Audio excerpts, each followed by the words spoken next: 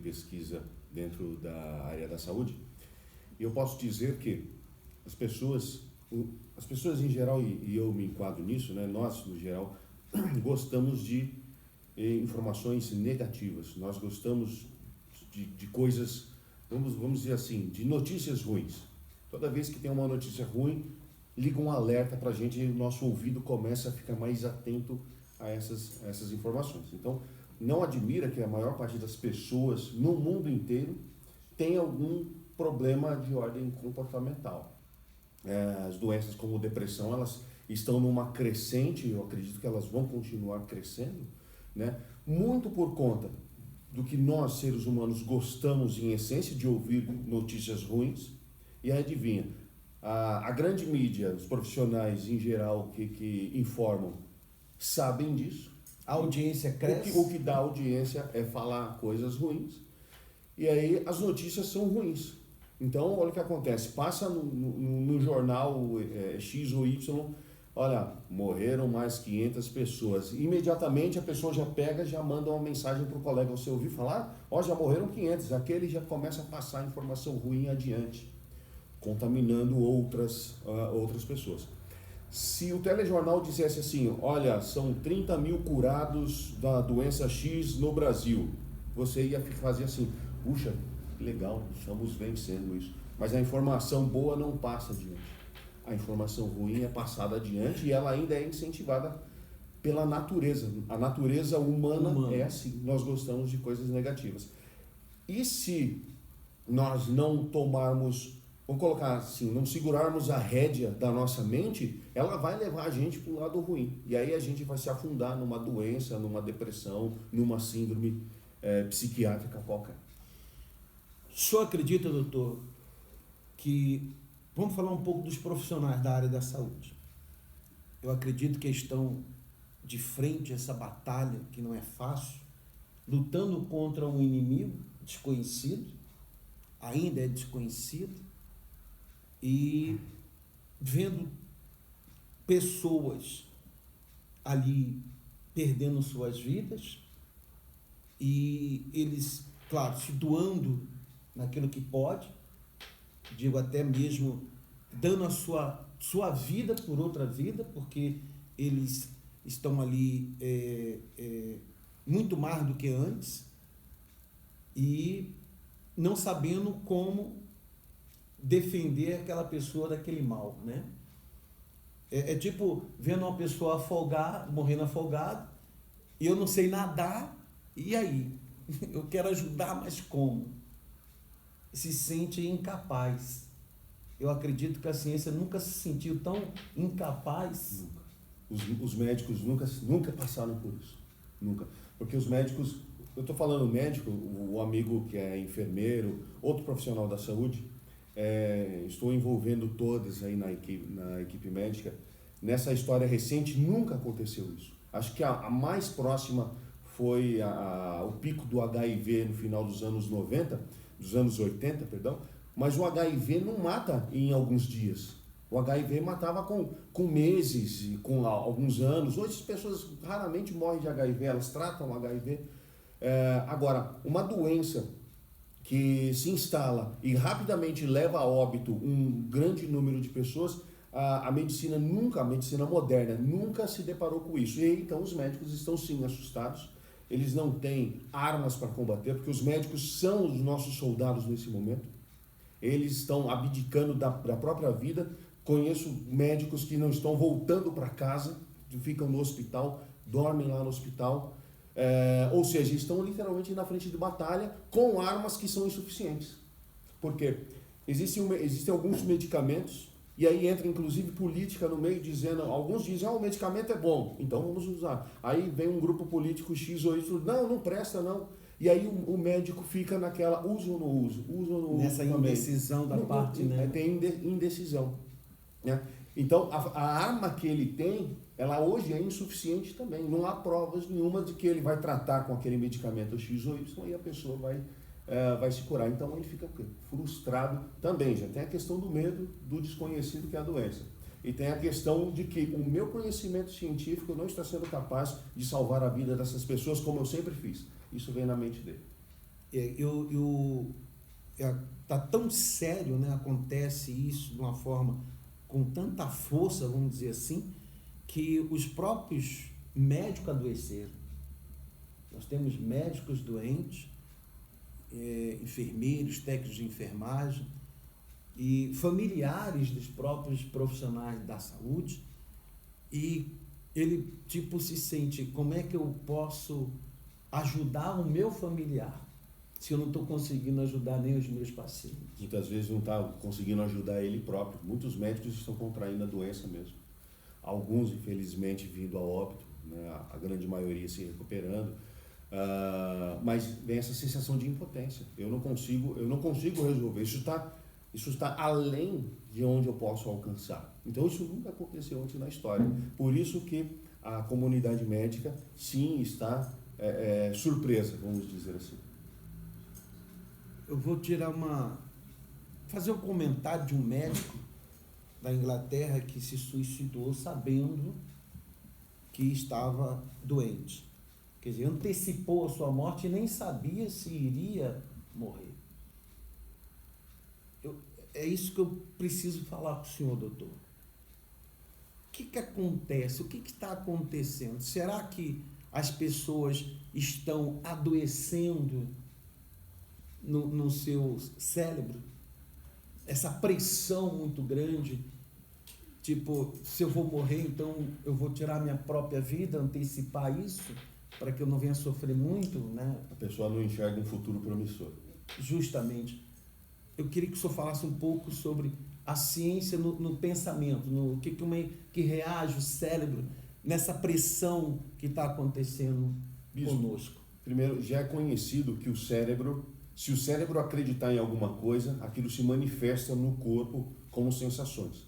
Eu convido o amigo que está nos assistindo agora, pensa numa fruta, um limão, corta um limão ao meio só no pensamento e espreme o limão na boca, começa a salivar de imediato, só de você pensar isso. Porque o organismo, ele não raciocina, quem raciocina é o cérebro, o organismo ele apenas age. Se o seu cérebro determinar que você está na mão ali com um limão, então o organismo reage à presença daquela fruta. Se o seu cérebro crer que está doente, começam a aparecer sintomas também. Os sintomas começam a aparecer. Então o indivíduo começa a sentir falta de ar. Falta de ar é um dos sinais dessa Deixa eu aproveitar, doutor. Então, aparece lá na televisão, na mídia, em geral, os sintomas do coronavírus. Aí a pessoa começa a assistir muito aquilo ali. Aí ela espirrou ou sentiu um pouco de falta de ar. Olha só, aí o jornalista fala assim, se você tiver febre, automaticamente ela faz assim, ó.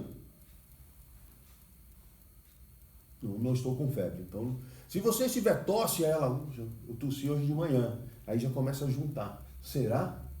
Se você for em algum lugar crítico, ela falou, puxa, eu tive que ir ao supermercado hoje de manhã, então eu já estou com tosse e fui ao supermercado. Isso vai juntando. E dependendo da circunstância, tem muitas pessoas que querem mesmo querem adoecer. Por mais maluco que isso pareça, algumas pessoas preferem estar doentes, porque são pessoas que dependem, do cuidado, são pessoas carentes, elas precisam do toque, do afeto de uma outra pessoa. Então essas pessoas, elas são, vamos dizer assim, elas tendem a adquirir os sintomas. Mas independente disso, se você ficar muito observando os sinais e sintomas que são proferidos por aí, rapidinho você encontra um ou dois que assemelha. Você tem falta de ar e você está há um mês na sua casa, né? Esperando que as coisas voltem ao normal, com certa ansiedade, é normal ter uma certa falta de ar. Aí você já começa, puxa, será que eu estou com a doença também? E aí você começa a manifestar os sintomas dessa doença. Você não está doente, mas o seu cérebro leva o seu organismo a crer que você está doente, que você requer cuidados. E aí você passa a requerer cuidados mesmo. E então eu posso dizer, doutor, que existe pessoas que estão adoecendo de ver tanta má notícia e também começando a dizer assim, existem os dois lados, igual você falou, existe a pessoa carente, ela quer o carinho, ela quer atenção. Aquela atenção, porque ela vive só. Então ela diz assim, poxa, a atenção está voltada para essas pessoas. Isso, quero ficar doente também. Eu preciso. E isso é inconsciente, ela não fala. Não é racional, fala assim, não, acho que amanhã eu vou ficar doente. Não é isso, é inconsciente. Isso é de uma área interna do cérebro relacionado às emoções. Depende do carinho da outra pessoa, do cuidado da outra pessoa. Então ela inconscientemente, ela prefere ser doente. E passa a sentir... Aí ela passa a sentir tudo aquilo, para justificar a emoção que ela gostaria de ter. E aí ela procura um centro, um centro de saúde, uma ajuda, e aí quando ela recebe o cuidado, ela começa a melhorar. Mas aí esse indivíduo está, vamos dizer assim, no foco do problema, né? Ela vai ter que buscar auxílio especializado. Essa pessoa pode realmente, no hospital, ficar doente de verdade. Então é o risco que as pessoas correm. Isso existe. Então o senhor está me dizendo que o cérebro ele tem o poder tanto para fazer a pessoa ela acreditar que ela pode superar essa situação ou adoecer. Isso aí. O segredo é fazer com que o cérebro acredite. Normalmente é muito mais fácil fazer o cérebro acreditar que as coisas vão dar errado. É muito mais fácil fazer como uma pessoa. Por isso que tem muito mais pessoas doentes do que pessoas saudáveis. Mas quando a pessoa acredita que é possível, quando ela acredita que é possível, tem um monte de relatos de pessoas que venceram o câncer, porque elas acreditaram que era possível vencer o câncer. E é possível mesmo vencer o câncer. Claro que a maior parte das pessoas, alguns tipos de cânceres são realmente muito severos, mas temos muitos relatos, inclusive na literatura médica, de pessoas que venceram a doença. Por quê? Elas acreditaram que é possível. É possível vencer isso, então a gente vai lutar com todas as armas e vamos vencer. Pronto, e acabou. E vence. O senhor está me fazendo viajar, vamos dizer assim, né? Porque aí eu acredito muito que quando nós fazemos visita nos hospitais, as pessoas adoecidas e até também médicos que precisam até de um apoio emocional, normal, é um ser humano, não é uma máquina que está ali. E foi cientificamente falando, já foi comprovado isso, quero que o senhor fale mais sobre isso, que quando nós chegamos lá e damos o lado religioso, como eles dizem, te leva uma palavra de fé, a gente faz uma oração pela pessoa, ela muda o quadro dela. Né? Depois a gente vai entrar aqui na própria fé da palavra de Deus. Mas quando ela ouve que você vai ficar bem, você vai vencer, o quadro dela cientificamente muda. Isso é comprovado. A palavra que você recebe e que você, vamos falar de uma linguagem popular, você recebe uma palavra e você absorve a palavra, aquilo começa a se manifestar. Se a palavra for positiva, a tendência de você se fortalecer. Você fala assim, não, peraí, tem jeito. Essa pessoa tá me dizendo que tem um jeito. E se tem um jeito, eu vou me agarrar nesse um jeito que ele falou e nós vamos vencer. Pronto, e acabou. Mas se a palavra for negativa, normalmente quando o paciente recebe a notícia de que tem um câncer, por exemplo, vamos dizer assim, o sentimento que vem junto com aquela palavra é coisa ruim. Então quem dá a notícia fala assim, olha, infelizmente, sinto lhe dizer, né, não gostaria de lhe dar essa notícia, mas você tem a doença X, então você já recebe aquilo de uma forma negativa. Aquilo baixa de alguma forma a fisiologia do organismo. Isso não é sabido ainda. Eles conhecem que altera. A palavra boa altera para melhor. A palavra ruim altera para pior. Como isso ainda é uma incógnita, talvez a ciência nos próximos meses, anos, consiga falar sobre isso. Mas, quando isso já tem dados interessantes. Quando a equipe religiosa vai até um centro de saúde e vai fazer orações, vai aplicar a palavra de Deus para as pessoas que estão ali doentes, isso já é sabido que há menos complicações no ambiente, menos catéteres soltam, menos equipamentos dão pane. Como é que prova isso? Eu não sei dizer, mas o dado existe. Então, se o ambiente de trabalho, o ambiente hospitalar, permitir a presença de pessoas, de religiosos naquele ambiente, os riscos minimizam. riscos de acidentes, de complicações, elas minimizam. Então, por que não permitir os profissionais da fé dentro dos hospitais? Muitos hospitais estão abrindo as portas agora para profissionais como a gente. Porque ficou provado, né? Ficou provado que essa palavra tem poder, né? A palavra vamos dizer assim, que eles costumam dizer, né? Motivação, né? Motiva a pessoa a ela acreditar que ela vai vencer, que ela tem força. Eu costumo também, doutor, dizer o seguinte, que biblicamente falando, a palavra tem poder, né? Principalmente a de Deus, que depois nós vamos fazer um comentário sobre a palavra de Deus. Mas o que eu fico alinhando o senhor vê que uma mãe ou um pai que chega com uma criança e fala assim, ó, esse menino nunca vai ser ninguém na vida. Essa menina nunca vai alcançar nada na vida. Aquela criança vai recebendo essa palavra, aí eu queria que o senhor, do lado da cientificamente falando, como essa criança vai recebendo dos próprios pais, porque o que um filho espera do pai? O apoio, o incentivo. O incentivo. Mas ela tem recebido só coisas negativas. Só, você não vai conseguir, você é um vagabundo, você vai ser um vagabundo na vida. Isso tem um peso muito, muito mais forte do que se fosse um vizinho que tivesse falado isso. Porque quem é o pai ou a mãe? Daquela criança, são os seres supremos da vida dela, é o pai e a mãe. E se meu pai está dizendo que eu não vou ser ninguém na vida, isso fica registrado no inconsciente, alguns tratam isso como subconsciente. E existem dados sobre isso, bispo. A pessoa estuda, a pessoa trabalha, a pessoa tem tudo para crescer, mas não cresce. O que é? O inconsciente dela diz, olha, eu não posso ser bem-sucedido porque meu pai dizia lá atrás que eu devo ser derrotado. Então eu tenho tudo para crescer, mas não cresço. De repente você conhece alguém assim. De repente é você. É você. De repente é você. Você tem tudo para decolar na vida, mas você não decola. Por quê? De repente uma palavra ali. Tem que colocar outra palavra no lugar agora. Justamente, eu ia falar isso. Substituir, né? Isso aí. Porque assim, ela pega essa palavra e diz assim, é bem que meu pai falava. Bem que minha mãe falava. Eu não tenho sorte na vida. Como não tem?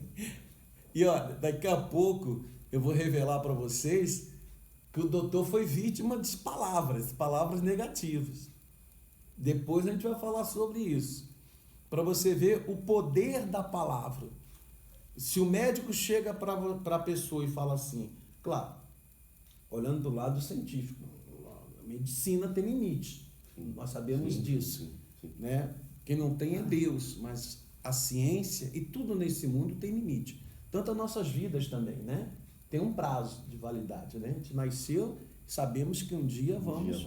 Um dia a gente vai partir. Mais cedo ou mais tarde vamos. Seja cristão ou não seja, tenha fé em Deus ou não tenha, seja pobre ou seja rico, que é outro assunto que preciso falar com o senhor sobre se há diferença do rico e do pobre, maneira de agir, como o cérebro reage a isso. Eu queria falar o seguinte, veja que nós temos visto, e isso está provado, que a criança quando nasce num lar destruído, ele não consegue casar bem, ele não consegue manter também seu casamento. Onde o senhor quer chegar?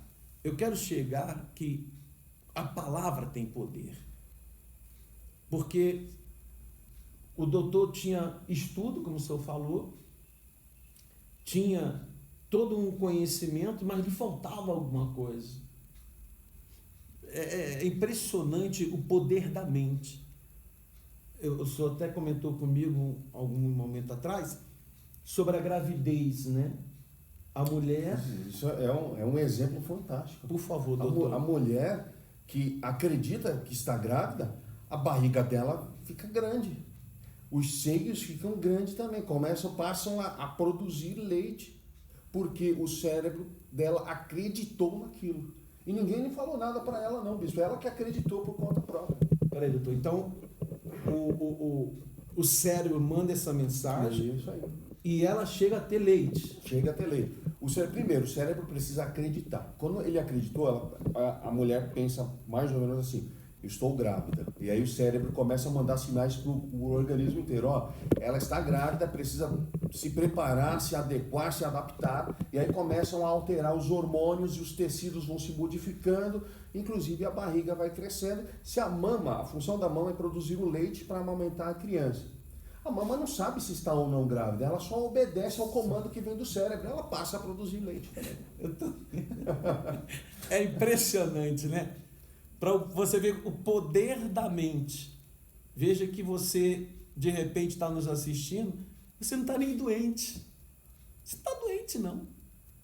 Mas espera aí, eu estou sentindo todos os sintomas. Não estamos dizendo isso que você não deve ter cuidado, isso. não deve procurar o médico, não é nada disso. Nada disso. Mas você tem que analisar se realmente tudo isso que está acontecendo na sua vida é porque você só vem se alimentando de má notícia, de coisa ruim. O Henry Ford diz, tem uma frase, né, monumental dele: se você acha que você pode, ou se você acha que você não pode, dos dois jeitos você está certo. Se você acha que não pode, você nunca vai tentar, não vai conseguir nada. Se você acha que você pode, você vai tentando até um dia você consegue. E voltando aqui no pensamento, a gente vai puxar um pouco sobre isso aí. O poder da mente, né? Se o poder da mente tem essa mensagem que faz a pessoa, o corpo, né? Na verdade, reagir como fosse estar doente, será que não tem o poder também de dizer assim, ó, você pode ficar bem, você deve ficar bem? E é isso que eu quero, doutor, que a gente passe essa mensagem, porque tem muitas pessoas que estão em pânico, estão desesperadas, principalmente até os idosos que estão presos dentro de casa, sem poder ver os netos e presos, a verdade é essa, vivendo uma vida que jamais Isso nunca aconteceu. Nunca aconteceu. E esse é o ponto que gera ansiedade nas pessoas, porque a gente não sabe o que vai acontecer amanhã, porque a gente praticamente tem 2 meses já de quarentena, então, já está beirando aí fazer 2 meses. E o pico ia acontecer em abril, a gente já está em maio e o pico ainda não chegou. Então parece que tem alguém que gosta de alimentar essa informação. Aí o pico só está subindo. Espero que a gente já esteja ou no pico ou já estejamos próximos para que isso comece a cair. Porque esse período que nós estamos isolados na nossa casa, eu acredito que isso não vai trazer nenhum tipo de complicação para as pessoas. Mas daqui para frente eu já não posso dizer sobre isso, porque é um tempo muito grande, que nós estamos praticamente enclausurados. E nós somos seres livres, nós nascemos para ir e vir para onde nós quisermos. E hoje nós estamos nos vendo obrigados a ficar trancados aí dentro de uma casa, não como uma cela, evidentemente, não é a mesma coisa, mas eventualmente isso pode trazer alguma complicação, algum complicador psicológico para essas pessoas, mas a gente só vai ver isso no futuro, daqui 6 meses, daqui a 1 ano, quando isso realmente acabar. Eu espero que isso acabe logo. Vamos ter mais pessoas doentes aqui, ó, do que fisicamente falando. Porque o senhor imagina o que está passando agora na cabeça de um pai que precisa trabalhar e os filhos passando fome. Eu já passei fome, eu sei o que é passar fome. Eu vim de uma família muito pobre. Só para você ter uma ideia, isso não é para ter pena de mim não, mas só para... Eu sei do que eu estou falando. Eu lavava o prato da minha tia para ganhar um prato de comida. Nada foi de graça para mim, nunca foi. Eu imagino o pai, numa época dessa, querendo trabalhar e está proibido de trabalhar. Ele quer trabalhar, ele sabe aonde ganhar o pão, mas ele está impedido de ir lá nesse momento. Então, esse pai de família, esse pai e essa mãe de família, hoje se sentem literalmente acorrentados. Não sabe que eu só sei fazer aquilo, eu posso fazer aquilo, eu sei aonde é, mas eu sou impedido de ir lá.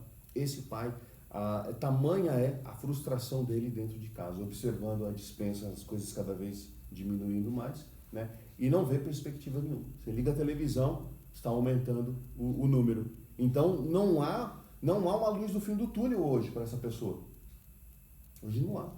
Eu tive uma conversa com a minha esposa, falei, olha, para de ver a notícia. Ela ficou alguns dias sem ver notícia e ela ficou bem. O problema existe ainda. O senhor contou um caso de uma pessoa que ela tossiu, e tanto ela ver, é isso que eu estou falando. A gente vai ter umas boas notícias para vocês, não se preocupa não. Calma aí, como diz o jovem, calma aí, né, doutor? Mas o senhor falou de uma pessoa muito perto do Isso senhor, aí. né? Que só em tossir. Essa Revela aí pra pessoa gente. não falou que estava doente, ela falou assim, olha, eu acho que eu estou com coronavírus. Uhum. Não falou assim. Mas começou a tossir demais e começou a ter falta de ar demais. E aí ele falou assim, olha, eu estou precisando de... Você tem um termômetro para me emprestar aí? Termômetro? Para que ver termômetro? Para ver a temperatura, porque você acha que está com febre, né? Ó, então vamos no pronto-socorro ver isso. Fomos ao pronto-socorro, fizemos os exames e não tem a doença. Acabou a tosse, acabou a falta de ar. Você entendeu? Aqui causou todos os sintomas. Lá nos anos 80, no final dos anos 80, as pessoas que acreditavam estar com o vírus HIV, essas pessoas elas desenvolviam também os mesmos sintomas do HIV. E aí só quando o sintoma ia embora, quando fazia o exame, e o exame dizia, ó, não há contaminação nenhuma. Aí os sintomas iam embora. Então é aqui que produz todos os sintomas. Eu vou... A gente fica rindo porque é tudo comprovado, né? Eu tive uma pessoa, eu fui fazer o exame, né, o teste lá do coronavírus, e tinha uma pessoa do meu lado. E, por incrível que pareça, só em ela estar esperando a vez dela, ela já começou a ficar doente. E depois que ela saiu, falou assim, a médica falou que eu não tenho nada, mas minha pressão aumentou. E ela começou a sentir o corpo... Bagunça tudo. Como é que pode? E ela aguardando o atendimento. Para ver como, só em estar ali, né? Eu fui no mercado, aí eles estão medindo a pressão, né? Olha como é que o cérebro é. Aí eu estou na fila, aí estava lá, com aquele aparelhozinho lá, para ver a temperatura do corpo. Na hora o cérebro falou assim, e se você tiver com febre? Todo mundo estava com febre. Pois é, mas eu não disse que o cérebro é negativo? Então a parte... Aí só porque estava no aparelho. Começa a vir à tona. Aí vem assim, eles vão descobrir que você está com febre. Você entendeu? Você vai passar... Não vai nem conseguir entrar no mercado. Já vai chamar a ambulância. Já vai preso agora. Com a ambulância. Né? E é assim mesmo que o cérebro diz. Você está numa fila, ele começa... Está numa fila para entrar num ambiente qualquer, aí começa a pensar, o bilhete está aí na mão? Você não esqueceu não? Você está com o dinheiro aí? O cartão? Será que esqueceu? Você começa a ter uma série de dúvidas. O seu cérebro negativo se manifestando. Agora é a hora de assumir o controle e falar assim, ei cérebro, cala sua boca, porque eu sei o que eu fiz, eu sei para onde nós estamos indo e eu estou no comando aqui. E aí essa voz que fala na cabeça, essa voz que fala lá dentro, ela tende a ser suprimida. Se você Vamos fazer um exercício. Agora o senhor vai dar umas dicas para esse pessoal. Tipo, aproveitar aí umas dicas para um profissional como o senhor. Eu sei que ele não é fácil, porque vendo várias situações ali, vivendo, né? Ele está ali. Eu até vi uma reportagem de tanto tempo que os profissionais da saúde, enfermeiros, técnicos, toda a equipe, de tanto estar ali dia a dia, que a marca da máscara já está no rosto. Isso é muito forte, pessoal. Sabe, você faz ideia disso? Mas tem um lado bom, sempre tem um lado bom. Veja o quanto esses profissionais dão a sua vida por outra vida. Isso não era reconhecido. É como o senhor falou, o que sai no repórter, dificilmente a gente vê assim, o médico conseguiu salvar uma vida, salvou aquela criança. Não, o médico receitou remédio errado. Isso, erro médico. O erro médico. Morreu porque o médico errou. Isso, o médico esquece a tesoura na cirurgia, coisa assim. Mas ele fez 300, não estou defendendo ninguém não, eu não sou defensor de ninguém. Mas é isso mesmo, Bispo, porque a notícia boa, se ela é passada, as pessoas não dão ouvido.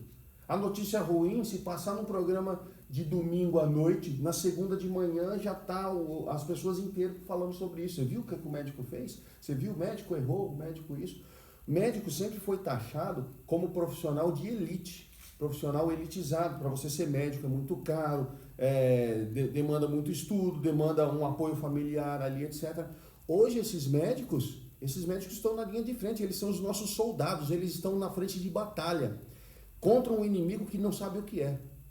Por quem? Por nós. Eles estão ali por nós, por amor a nós.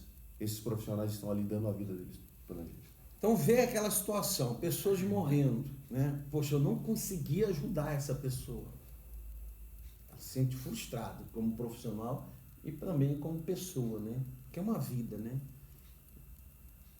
Eu pergunto ao senhor, claro, o senhor não é o dono da verdade, né? Nós não somos.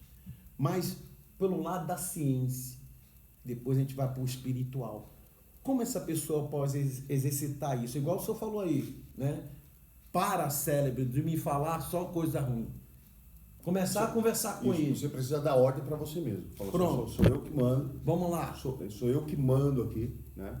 Mas o primeiro de todos, quando você não estiver na linha de trabalho, que é o ambiente mais negativo de todos, evite ligar equipamento eletrônico que te dê informação ruim. Evite isso. E aí eu já coloco também, evite filmes de terror, evite séries de desastre, evite qualquer complicação. Músicas que te lembram coisas ruins. Esse é o momento que, se você estiver descansando, coloca uma série engraçada. Você precisa reviver essa parte do que a vida é boa, do que a vida é engraçada. Você precisa dar ordens para você mesmo. Se você tiver dificuldade em dizer assim para você, olha, mente, sou eu, Igor Duarte, quem manda nos meus pensamentos. Se tiver dificuldade com isso, você pega uma caneta e escreva assim, ó, eu, Igor Duarte, mando em meus pensamentos. Sou eu quem mando. Para que essa voz que está lá dentro, ela fique cada vez mais baixa. E aí esses pensamentos ruins, que são essas informações que essa voz vem trazendo, cada vez menos essa voz vem com novas informações. Ontem teve mais de 400 óbitos, né?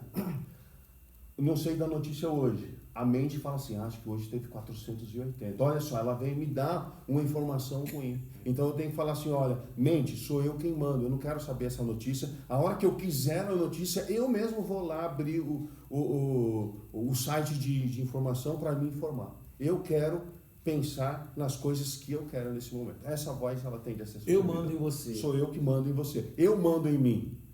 E aí essa voz tende a ser suprimida. Ele tem que ser submisso a mim. Ser submisso. Se você não provar que você é mais forte, essa voz ela vai falar cada vez mais alto. E aí em tudo na sua vida, essa voz que está lá dentro, ela vai se manifestar. E normalmente ela se manifesta de forma ruim, para você tomar a decisão errada.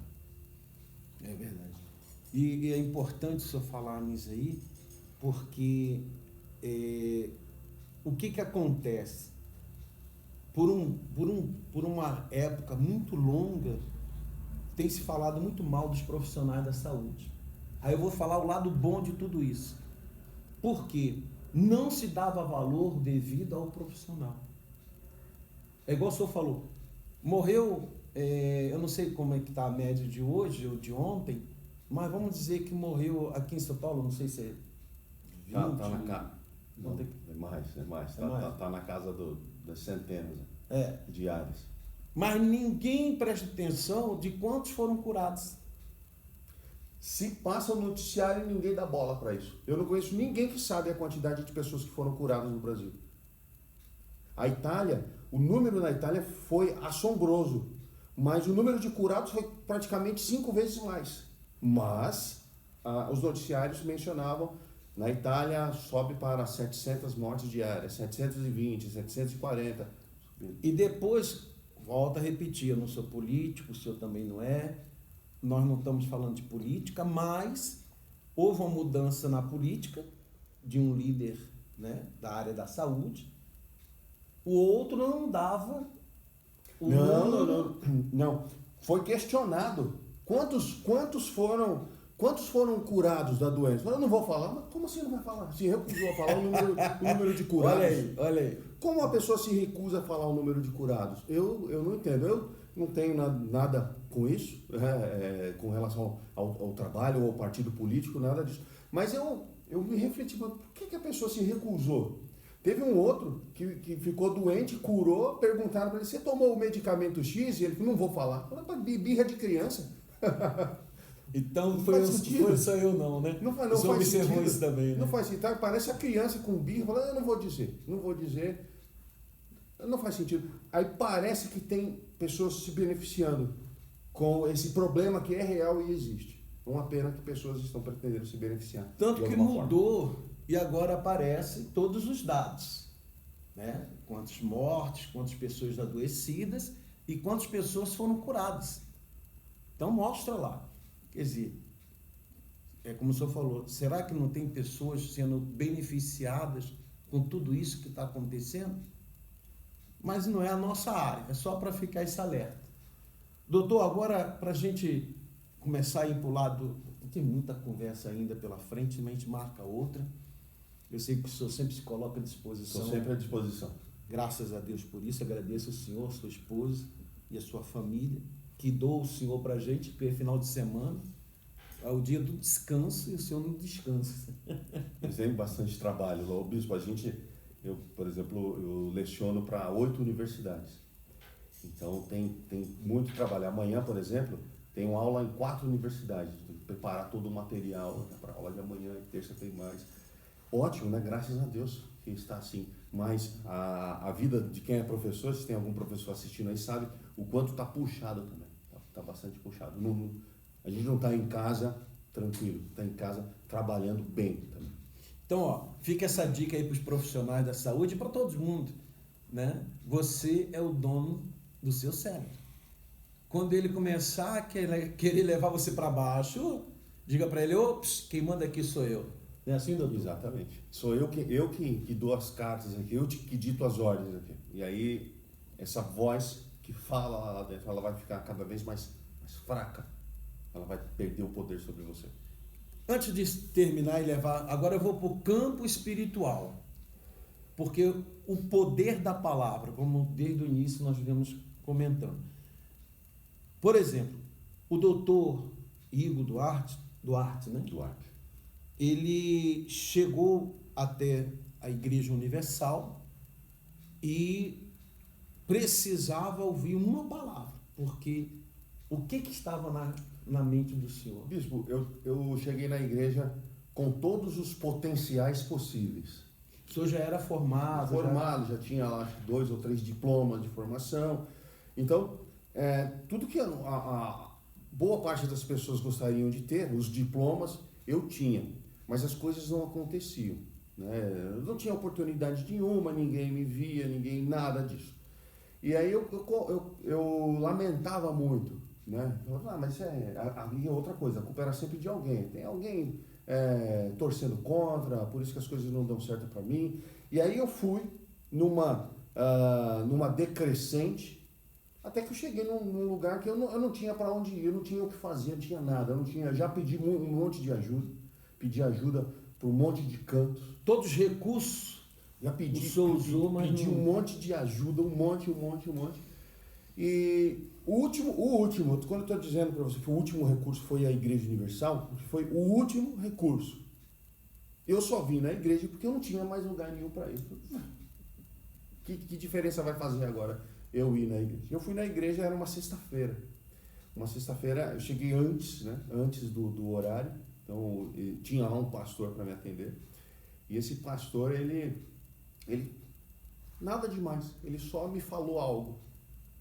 Ele olhou para mim e falou assim: rapaz, se eu tivesse a metade dessas coisas que você tem, eu ia dominar o mundo. Ele falou aquilo para mim.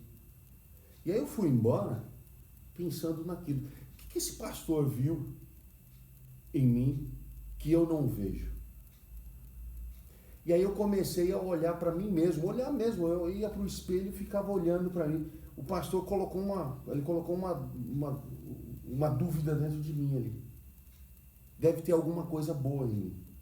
E aí quando eu comecei a olhar... Que o senhor não conseguia ver. Não. Nunca, e ninguém nunca me disse, olha assim, nossa, você tem umas coisas boas. Nunca, nada disso. Quando eu comecei a olhar para as coisas boas que existem em mim, uma série delas, eu posso apontar uma série de coisas ruins também que há em mim, mas eu prefiro hoje observar apenas as coisas boas que existem em mim. Essas coisas boas começaram a se intensificar. Parece que as pessoas começaram a perceber também. Então, como eu me vejo, isso diz muito como as pessoas te veem. Então, se você se acha incapaz, todo mundo vai achar que você é incapaz. Todos. E não precisa você dizer nada disso, não. Você se acha incapaz e vai para a entrevista de emprego? Nem vai, porque você vai ser reprovado. Primeiro você tem que trabalhar isso em você. Quando você achar que é capaz, aí você começa a disputar, sabe, na entrevista de emprego com os outros bons profissionais. Aí você, mesmo que você não é contratado, você vai falar assim: puxa vida, aquele rapaz era tão bom e ele foi contratado e eu concorri com ele. Olha, eu estou no nível dele, eu estou melhorando, eu estou subindo. E aí você começa a melhorar, as portas começam a se abrir, as coisas começam a acontecer. A partir do momento que você passa a olhar para as coisas boas. Comigo foi possível após uma palavra. E não foi uma palavra mirabolante, não. O que o pastor falou para mim não foi nada extraordinário. Ele não falou para mim assim: nossa, você vai arrebentar, você vai isso. Nada, ele só falou para mim que se tivesse a metade do que eu tinha, ele ia dominar o mundo. Eu sou pensar, né? Ele me fez refletir. Eu falei, para dominar o mundo precisa pelo menos força. E eu não encontrava força em mim. E eu comecei a perceber a força que há dentro de mim. E eu sou extremamente forte. Amém. Graças a Deus, com a bênção de Deus. Amém. O senhor me fez lembrar, falou de trabalho, antes de estar com esse trabalho religioso, vamos dizer assim, eu passei numa empresa muito boa e eles não colocavam anúncio nos jornais nem nada. Era escolhido a dedo mesmo. Só que eu descobri através de uma notícia de um amigo. Falou: vai abrir inscrição. Aí eu corri lá. Aí tinha um monte de gente com carta não sei de quem e eu sem carta de ninguém. Você trouxe carta de quem? Eu falei assim: olha, eu não trouxe carta de ninguém. Mas como assim? Como é que você soube? Eu falei: um amigo me convidou, falou, e eu estava necessitado, eu vim. Tá bom, fica aí. Eu fui o último a ser atendido. Tipo assim, o último para dizer assim: a gente já escolheu e você sai fora. Só que eu usei dessa palavra. Como eu já estava na fé, já vivia a fé, eu falei para o gerente lá, falei assim para ele, aliás, para o diretor. Eu falei assim: olha, eu sei que tem muitos candidatos aí, porém, eu digo para o senhor, eu só quero uma chance. Me dá 3 meses, que é o tempo de trabalho. 3 meses de experiência. Se eu não servir, eu peço para sair. O senhor não vai me mandar embora. Eu pego tudo que é meu e vou embora. Ele não estava preparado para essa palavra, né? Não estava. Ele falou assim: achei a quem eu procurava. Nunca falaram isso para mim. Eu falei: então... Sabedoria, né, bispo? De onde vem essa sabedoria toda? Para encerrar, doutor, por isso que a gente tem que voltar. Essa é a primeira parte. Volto sim. Agora vamos aqui na palavra, o poder da palavra. No Salmos 81, versículo 13, diz assim: se o meu povo me tivesse escutado ou ouvido, e Israel andasse nos meus caminhos. Se o meu povo me escutasse. Olha o poder da palavra. Você não me ouve, eu falo com você. Igual, acredito eu, que muitas palavras o senhor ouviu, só que o senhor nunca deu crédito. Então foi necessário o senhor ir na igreja, chegar a essa situação que o senhor chegou, e o pastor usou a palavra que o senhor precisava ouvir. E aquela palavra mudou a sua história de vida. Ouça a Deus. Para de ouvir tantas pessoas e não ouve a pessoa que quer mudar a sua vida, que é Deus, que é Jesus. Procure uma igreja universal mais próxima aí da sua casa. Você que é profissional da área da saúde, você que quiser nos visitar, nós estamos aqui no templo ou em qualquer igreja mais próxima. Tá certo? Eu convido a vocês à próxima palestra que nós teremos dia 17, se eu não me engano, dia 17, às 15 horas. Nós estaremos por videoconferência também, tudo que for possível a gente chegar até você. Tá certo? Um grande abraço, Deus abençoe, doutor Ido. Deixa eu passar aqui o óleo, desculpa, o gel, apertar a mão do senhor, depois ele passa de novo. Eu tenho que agradecer esse homem, Deus te abençoe. Eis-me aqui, bispo. Um abraço, doutor. Muito obrigado, boa tarde a todos.